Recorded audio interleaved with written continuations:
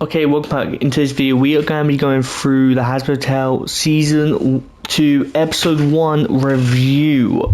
I don't have the title off my phone right now, so I can't really tell you the title. It's like, title is New Pentious, basically referring to Baxter, of course, like Brett brings up, is he the new Pentious and whatever. We hear that in the trailer.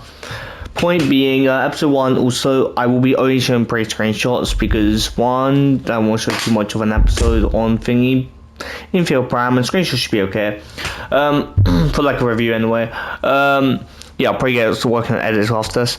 Honestly, I actually like this episode quite a bit. It's a great introduction to season 2. We got basically the whole episode with Charlie and stuff. It's them interviews and stuff. Got Charlie basically still mourning Pentious. Husk and Angel basically being their self. Husk, just being a bartender and also being a bit more lighthearted to the guests. Alistair, he just couldn't care less. I don't know if that's because he's staying with Lucifer or not, but he just seemed to not care at all. He's just having fun, Charlie, and that's like suffering, I guess, of them consistently bombarded. Or he just doesn't want to get involved in Vox scheming, which could be one of the other. But Alistair just doesn't care right now. I've realised, so even though we don't really see him much in this episode, and we definitely don't see him in episode 2, so he's in the episodes less, sadly. But yes, we also get introduced to the new character Baxter, which they kind of belittle him by calling him an inventor when he's a scientist, aka probably on Earth he was probably a mad scientist, because he does like say, you could even call me mad, so referring to that he was probably a mad scientist on Earth, if I had to assume, or at least he dreamt of being a mad scientist or something like that. And then there's the song Guarantee, which is honestly a sick song. I do like it. Not the best song of Hazbin, but it's still a great song, alright? With more context to it, it is definitely a great song. We've actually seen the visuals of the song. And then we also get the V's. The V's on this episode are pretty good. All of them, Valentina and Velvet don't really see the idea or the vision of taking over heaven and hell and ruling them both, but Vox ends up convincing them to rule both heaven and hell and basically become the new gods. Also, we get learn a bit about Vox's backstory. He was the leader of some cult, and that, I guess that explains why he's that political, right? Some cultists, I guess, can be political and stuff like that. I say some cultists, like the leaders, probably like meetings and stuff. So I guess it explains why he's good at like talking and all that great stuff. So he was a leader of a cult, and in that time he felt like a god, and he wants to share that feeling with the other V's. Yeah, so I cannot wait, because honestly, Vox in this episode are great. Valentino has been annoying. Like, I still can't get that one scene out of my head where it was licking Charlie. But either way, we also know that Vox owns the news, which I don't know if it was mentioned before, but I guess it makes sense realistically to Vox to own the news. Basically tells them to put a spin on things and basically change up the news to make people, scared of the Hazbin Hotel, and then want to go to Vox for just for what? Just like go up against hell, have a hell uprising, stuff like that. They want to build their way to the top and to break open heaven, so they can basically rule both realms, which I don't think will be possible.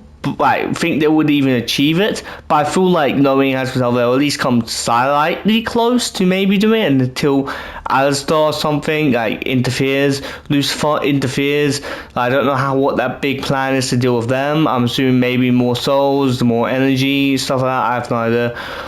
All in all, at the end of the episode, we basically get introduction to Emily, and the first Emily thing in this season. She's great. She basically comes there really quick, which we will see at the end of episode 2, but she basically comes there real quick and basically says all that's happened in heaven that we will see next episode, basically saying that Pentious is in heaven and all that great stuff, and then basically says and then literally leaves. You will find out why she leaves straight in a hurry in episode 2, which I will do a review on. She basically leaves in a really quick hurry, and basically, well, Charlie's just left there in confusion and screaming, which I will say this probably comes into episode 3, with them knowing that redemption is possible, and them actually accepting it and stop grieving over Pentious, because he's actually in heaven. He's a winner now. He's no longer a sinner. All that great stuff.